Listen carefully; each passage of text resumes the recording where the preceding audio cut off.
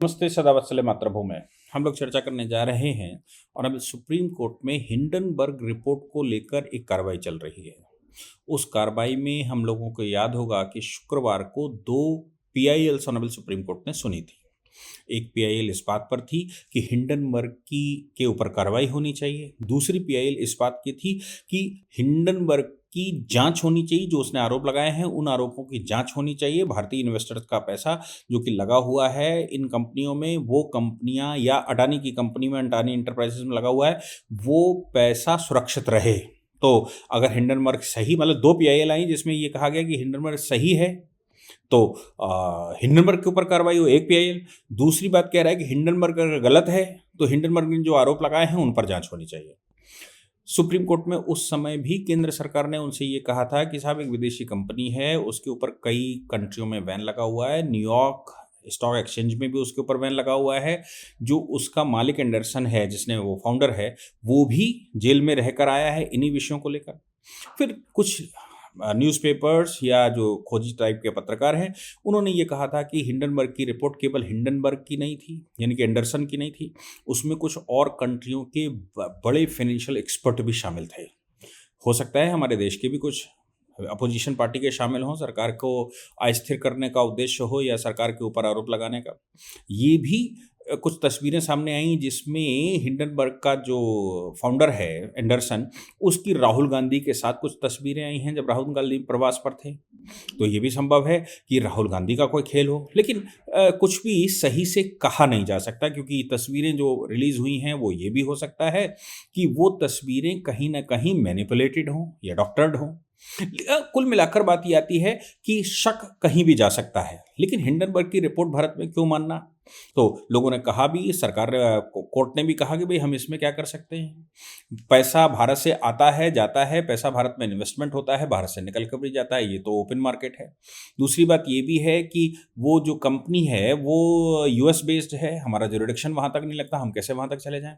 लेकिन हाँ, भारतीय इन्वेस्टर्स का पैसा 10-10 लाख करोड़ रुपया डूब जाता है, तो जिसमें मिडिल क्लास अपना पैसा लगाता है, वो मिडिल क्लास का पैसा सुरक्षित रहे, इसके लिए हम सबको प्रयास करने चाहिए। और हम ऐसे ही पैसा, आम आदमी का पैसा डूबते नहीं देख सकते। हालांकि सुप्रीम कोर्ट में केंद्र सरकार ने उस समय भी कहा था कि साहब ऐसी किसी भी कार्रवाई से हमारे इन्वेस्टर्स के भरोसा उठेगा। भारत में आ रहे एफआईआई या एफडीआई पर जो पैसा हम लाने की कोशिश कर रहे हैं, इन्वेस्टमेंट लाने की कोशिश कर रहे हैं, उन पर बहुत बड़ा प्रभाव पड़ेगा कि हमारी कंपनियां जो हैं कैसे काम करती हैं और भारत में क्या चल रहा है। उसके बाद ही, मतलब मैं कहूँ कि हिंडनबर्ग की रिपोर्ट आई, उसके बाद राहुल गांधी लेकर चढ़ गए। राहुल गांधी ने आरोप लगाने शुरू कर दिए कि मोदी जी बांग्लादेश गए, बांग्लादेश में उन्होंने कुछ अनुदान दिया, उस अनुदान के पीछे से अडानी जी पहुंच गए, उस अनुदान से वहां पर कुछ काम कॉन्ट्रैक्ट ले आए। ऐसा ही कुछ अनुदान भारत सरकार ने, मोदी जी जब प्रवास पर गए और उन्होंने श्रीलंका में गए, श्रीलंका में पैसा अनुदान में दिया और पीछे से कॉन्ट्रैक्ट अडानी जी को दिलवा दिया। अब उनके इन आरोपों का, हालांकि उन्होंने, किसी ने जवाब नहीं दिया और देना भी नहीं चाहिए, सरकारों को इंटरनेशनल पॉलिसीज को ध्यान में रखना चाहिए। लेकिन बात ये आती है कि अगर भारत सरकार ने किसी को अनुदान दिया और उस अनुदान के बाद भारतीय कंपनी ही उसमें कॉन्ट्रैक्ट ले आई, तो फायदा किसका है, भारत का या उन कंट्रियों का। यानी कि हमारे देश का पैसा गया, हमने उनके ऊपर उनको अनुदान दिया, उसको हम वापस जैसे भी लेंगे वो वापस लेंगे, विथ इंटरेस्ट या विदाउट इंटरेस्ट वापस लेंगे। इंटरनेशनल रिलेशन हमने बहाल कर दिए और इन इंटरनेशनल रिलेशन को बहाल करने के बाद अडानी की कंपनी, अंबानी की कंपनी या कोई भी कंपनी वहां जाकर कॉन्ट्रैक्ट लेकर आती है और वो जो पैसा हमने दिया है वो वही कंपनी वहां डेवलपमेंट करती है और प्रॉफिट लेकर आती है। तो आप सोच सकते हैं कि इससे महान काम क्या हो सकता है। अगर राहुल गांधी सही कह रहे हैं तो, या राहुल गांधी की बात में कोई भी सच्चाई है तो, ये तो मोदी जी को इसके लिए तो हमें लगता साधुवाद कहना चाहिए कि वो अनुदान भी देते हैं और पैसा भारत में दोबारा वापस आने की व्यवस्था भी करते हैं। और उन देशों में जहां पैसा लगा रहे हैं, उन देशों को पैसा देने की बजाय जिस मद में पैसा दिया गया है उस मद में भारतीय कंपनियों को इन्वेस्ट करने का देते हैं, ताकि उन देशों में अगर हम पैसा दे रहे हैं तो ऐसा ना हो कि वो पॉलिटिकल इन्वेस्टमेंट पर पैसा निकाल लें वो सरकारें। तो हम तो वहां काम करवा कर दे रहे हैं कि अडानी पोर्ट वहां पर काम कर रहा है, अडानी या अंबानी की इलेक्ट्रिक वहां काम कर रही है, या इन्वेस्टमेंट हमने भेजा है वो भारत में वापस आया। और दूसरा, हमारी साख भी बनी हुई है, उस देश में के साथ हमारे मैत्री व्यवहार भी बना हुआ है और वर्ल्ड को हमने मैसेज भी दिया। और कुल मिलाकर पैसा भी हमारे पास वापस आया। अडानी अगर वहाँ पर काम करेंगे तो बाई प्रोडक्ट कहाँ से लाएंगे, या अडानी वहाँ पर काम करेंगे तो रॉ मटेरियल कहाँ से लाएंगे, तो भारत से ही लेकर जाएंगे, भारतीय कंपनी है, तो फिर से हम वहाँ पर एक्सपोर्ट भी कर पाएंगे और कुल मिलाकर हम उनसे करेंसी फिर वापस ले पाएंगे। कुल मिलाकर ये पॉलिसी तो मुझे लगता है, अगर राहुल गांधी सही कह रहे हैं, तो ये पॉलिसी से बेस्ट कोई पॉलिसी भारत सरकार की नहीं हो सकती। यूएस भी ऐसा ही करता है। यूएस किसी कंट्री को अनुदान देता है और उस अनुदान के पीछे से उनकी अपनी कंपनियां वहां जाकर काम करती हैं, वो पैसा वो वापस ले आते हैं। जिस रेट में भी वो काम करवाते हैं, हमारी उनकी शर्तें होती हैं। तो यूएस की तर्ज पर हम भी, और रशिया भी ऐसे ही करता है। हम अगर ऐसा कर रहे हैं तो हमारे प्रधानमंत्री को साधुवाद कहना चाहिए कि हम इस लेवल की पॉलिटिक्स कर पा रहे हैं कि किसी दूसरे देश को हम पैसा देकर वो पैसे को वापस लाने की भी व्यवस्था करते हैं, भारत की इंडस्ट्री को बढ़ाने की कोशिश करते हैं, फॉरेन डायरेक्ट इन्वेस्टमेंट भी हम इसके माध्यम से खींचते हैं, ह्यूमन राइट के मामलों में भी विश्व को हम मैसेज देते हैं, इंटरनेशनल कम्युनिटी के मामले में हम विश्व को मैसेज देते हैं, यूएनओ की सिक्योरिटी काउंसिल में परमानेंट सीट पाने के लिए जो प्रयास होने चाहिए या जो हमारी इक्विटी बननी चाहिए, उसका भी पेपर तैयार होता है।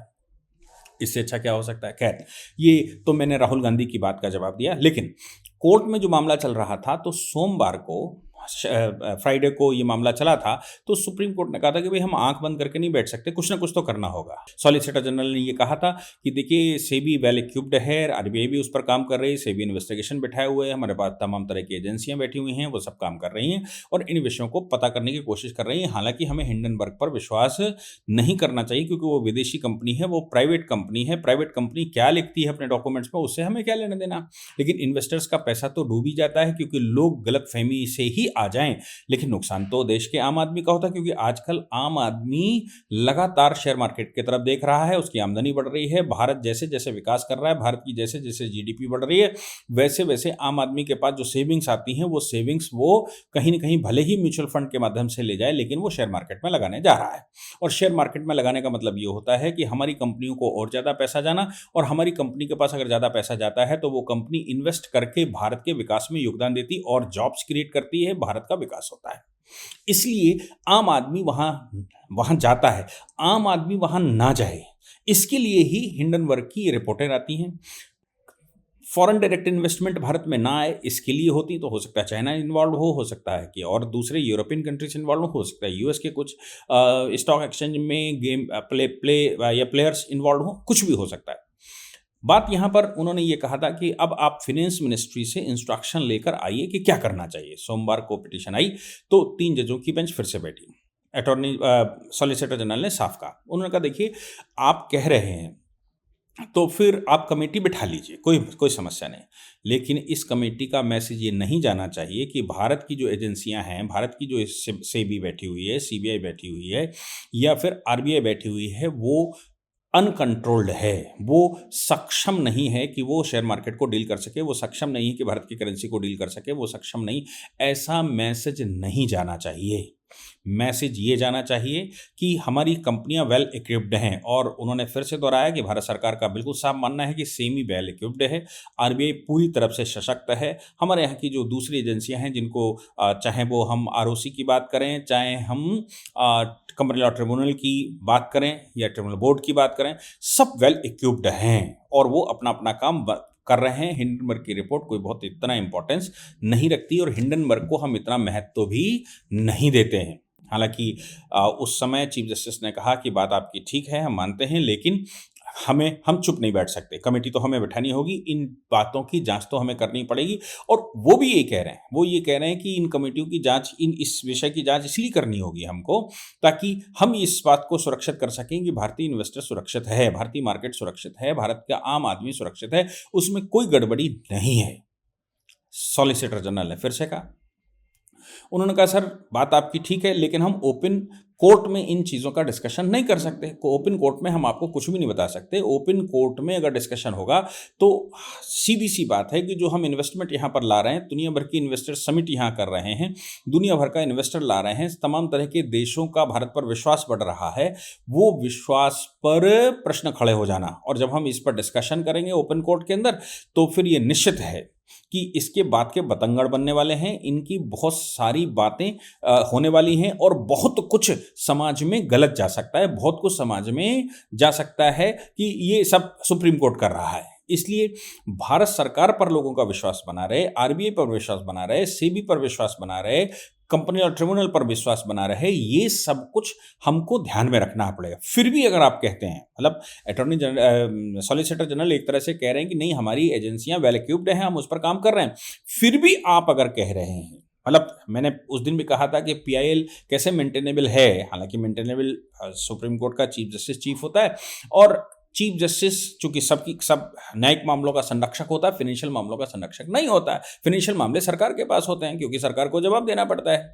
इंटरनेशनली भी डील करना है, इंटरनेशनल अफेयर्स का मामला हो और फाइनेंशियल मामले हों, इन बातों का डिस्कशन तो पार्लियामेंट में होता है। पार्लियामेंट के पास तमाम तरह की कमेटियां हैं, या फिर हमारे पास तमाम तरह की एजेंसियां हैं, ये ओपन कोर्ट में उनके डिस्कशन नहीं होने चाहिए। ये एक सिंपल सी बात है। इसीलिए इकोनॉमिक पॉलिसीज भारत सरकार की और भारत सरकार की जो फॉरेन पॉलिसी है वो कभी कोर्ट में चैलेंज नहीं होती। वो सॉवरेन बॉडी है, उसको अपने तरह से डील करने का अधिकार है।